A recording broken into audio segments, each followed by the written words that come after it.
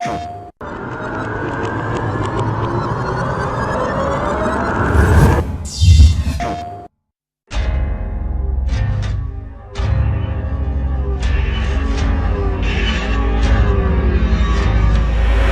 focus of this game has always been about these characters, and every decision we've made has always been, how do we show off this relationship? How do we show off this bond? How do we build Joel and Ellie over the course of the entire game and get you to care about each character and then how they relate to one another? With Joel as a character, there's an interesting kind of conflict. Here is a guy that is willing to do whatever it takes to survive. And we really wanted to show in this world there aren't necessarily good guys and bad guys. There's just people trying to survive, and Joel is just one of those people. He's tasked with delivering this girl somewhere, and over the course of their interaction, of how they spend time together, they form this unbreakable bond, and they really start seeing them care more and more for each other. So we wanted to show this guy that's pretty cold, cold-hearted, can do terrible things, and yet at the same time can develop this love for this girl where he's willing to do anything to save her.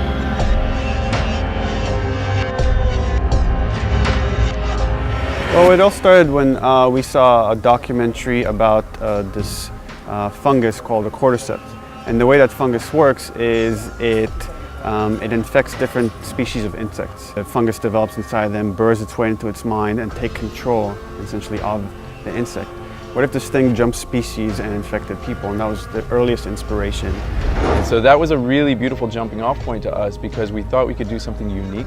It wasn't just your typical ambling zombie sort of thing, but we can actually have some science behind it and ground these things. And we don't want to just make the typical ghoul. We want to actually bring the fact that this is a suffering human being, that actually, like, if you and I were caught by this, then that's a traumatic experience. And then put yourself in Joel, Tess, and Ellie's shoes, and it's like, this is the last thing that we want to happen. These two stages, these two classes of infected that you're seeing, there's the runners. And they still have a bit of vision, so they can kind of see you if you're moving around. You have to kind of watch out where they're looking. When you're dealing with something that can see you, it's much different than something that is stage 3 of the infection, or what they call the clickers, which is using echolocation, a form of echolocation. And then the clickers, it's all based on audio. So you have to make sure you're not making a lot of sound, you're not breaking a bottle, you're not doing something that will draw them to your location. On a psychological level as a player, it kind of invests me in trying to see, like, what's behind that bush, what's around that corner, you know, and we can play with darkness and light in there and the sounds, etc. So we really want to, like, not only beautify it and say, like, oh, this is really gorgeous, but at the same time, like, kind of like add that suspense in there.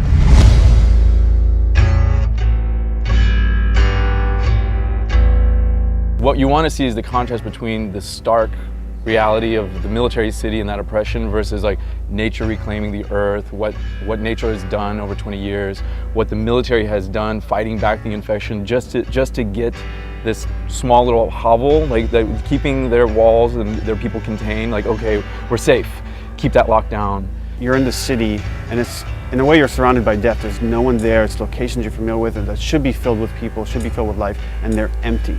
First of all, it's beautiful and creepy. Like, it's one of those, like, weird, like, nature's pretty amazing kind of things. So there's that kind of darkness there, but at the same time, there's this beauty to it, whereas nature is reclaiming the earth and you're seeing all these trees and you're really drawn to explore it. And then you're also seeing the world through Joel's eyes, who's just a survivor. How am I going to get from point A to point B? And it's contrasted against the way Ellie views the world. And it's like, again, all she's known is this oppressive quarantine zone. So when she comes out, she's never seen a skyscraper up close before. And for her to come out and actually be next to these things, these skyscrapers, glass buildings, like, wow, this is really amazing, this is really impressive. So we want to see it kind of through her eyes. In a way, they're scared for their lives. She's just enamored with the world and how it looks because she's never seen anything like this.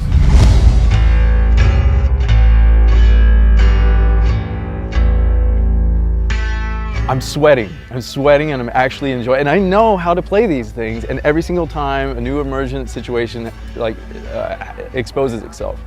Something new happens where a guy took a left instead of a right, and that was the guy that's gonna, like, destroy me, and I got no ammo now, what do I do? And that's a beautiful feeling.